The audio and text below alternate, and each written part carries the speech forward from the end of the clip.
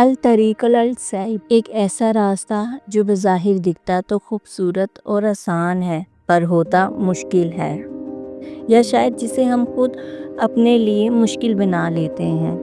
میرے لیے یہ کہانی سب سے الگ اور خاص ہے، کیونکہ یہ خوبصورت دنیا کی تو ہے مگر جہاں جھوٹے سپنوں کی سچی دنیا بستی ہے۔ یہ کہانی اس لیے خاص ہے کیونکہ اس میں ایک زندگی قید ہے، وہ زندگی جو بنا پنکھ کے اڑنا چاہتی ہے، بنا آواز کے بولنا چاہتی ہے۔ الطریق السعیب ایک مشکل راستہ، حالانکہ ہمارے پاس صراط المستقیم ایک سیدھا سچا راستہ موجود ہے، پھر بھی ہم خود اسے اپنے لیے مشکل راستہ بنا دیتے ہیں۔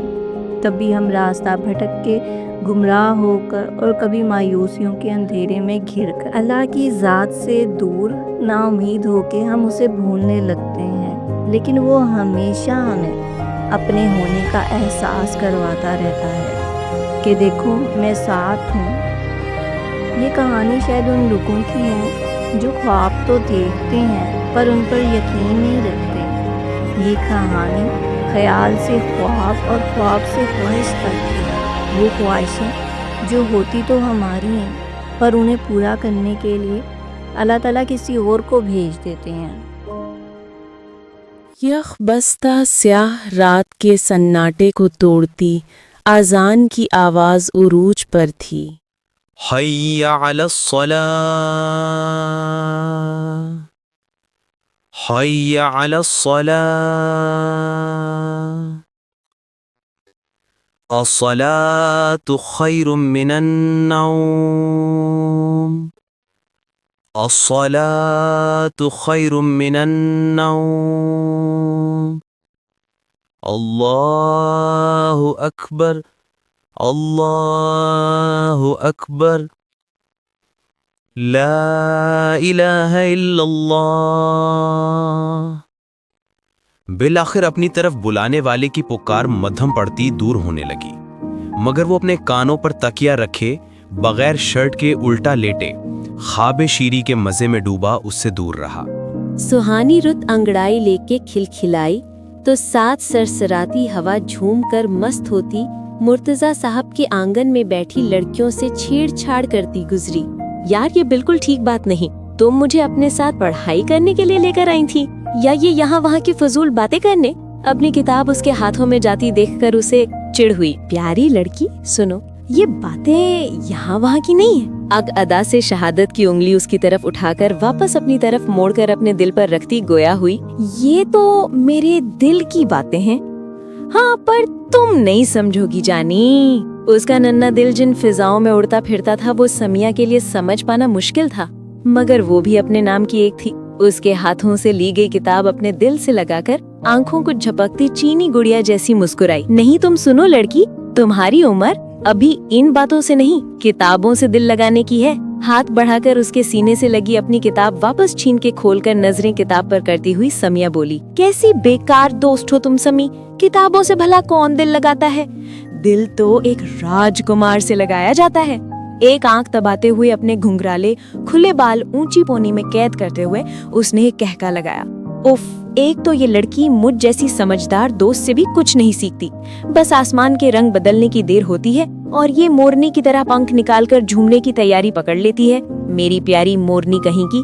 سمیا اس کے سر پہ ہولے سے وہی کتاب مارتی بولی۔ وہ جانتی تھی اسے بادل اور بارش کتنی پسند ہے، اس لیے جیسے بادل چھائے وہ اس کے گھر والوں سے ساتھ پڑھنے کا بہانہ بنا کر اسے اپنے ساتھ لے آئی۔ تم میری دوست نہیں ہو سچی، وہ اس سے روٹھنے کی اداکاری کرنے لگی، اور تم بہت بڑی کوئی ڈرامے باز چیز ہو سچی۔ سمیا کو یقین تھا وہ کوئی ناراض نہیں ہے اور نہ ہی وہ اس سے کبھی روٹھ سکتی ہے۔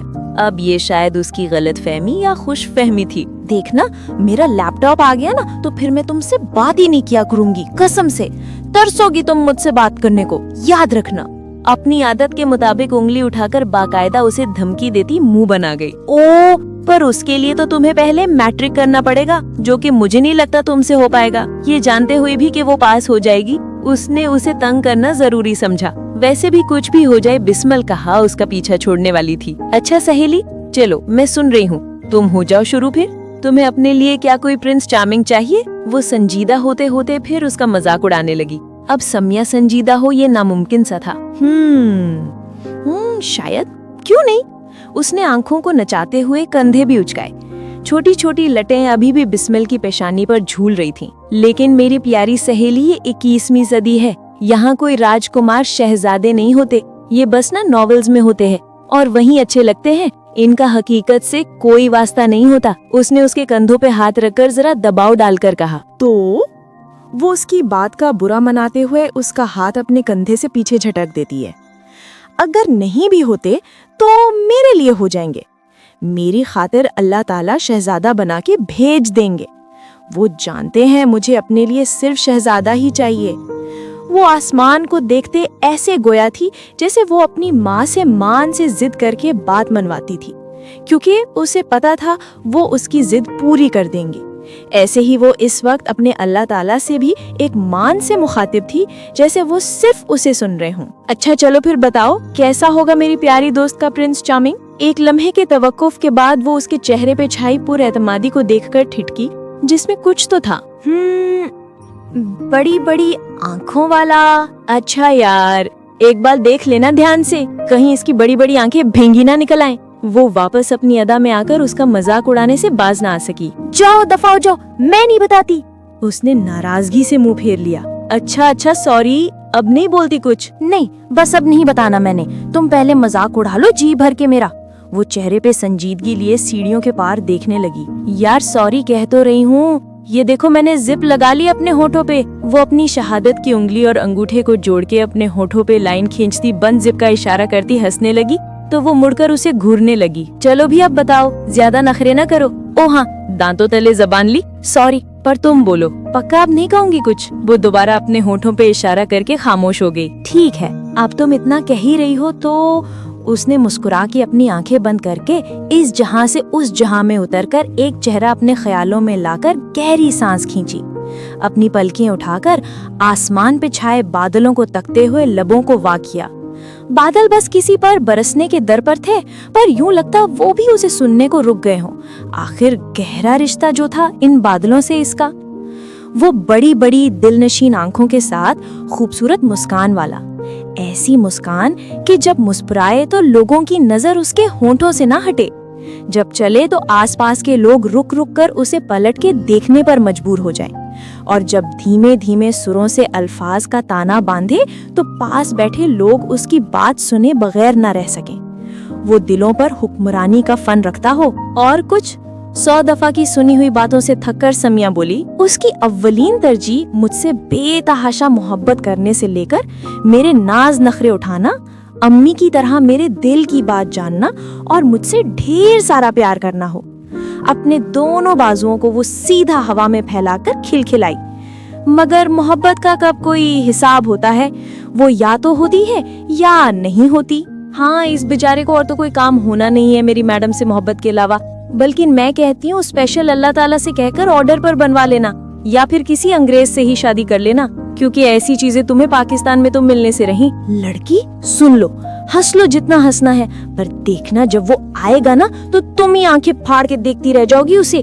याद रखना मेरी बात। हाँ, कहीं आ ही ना जाए तुम्हारा ये अंग्रेजी भैंगा शहजादा। वो आराम से खड़ी होके कहती आखिर में दौड़ लगाती वहाँ से बाहर की तरफ निकल गई, तो वो गुस्से से उसके पीछे भागती बारिश में भीगने के लिए रुक गई, उसे भूलकर। ए इब्ने आदम, एक तेरी चाहत है और एक मेरी चाहत है।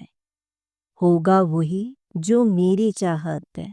बस अगर तूने सुपुर्द कर दिया अपने आप को उसके जो मेरी चाहत है, तो मैं वो भी तुझे दूंगा जो तेरी चाहत है। और अगर तू खिलाफ हुआ उसके जो मेरी चाहत है, तो मैं थका दूंगा तुझे उसमें जो तेरी चाहत है। फिर होगा वही जो मेरी चाहत है।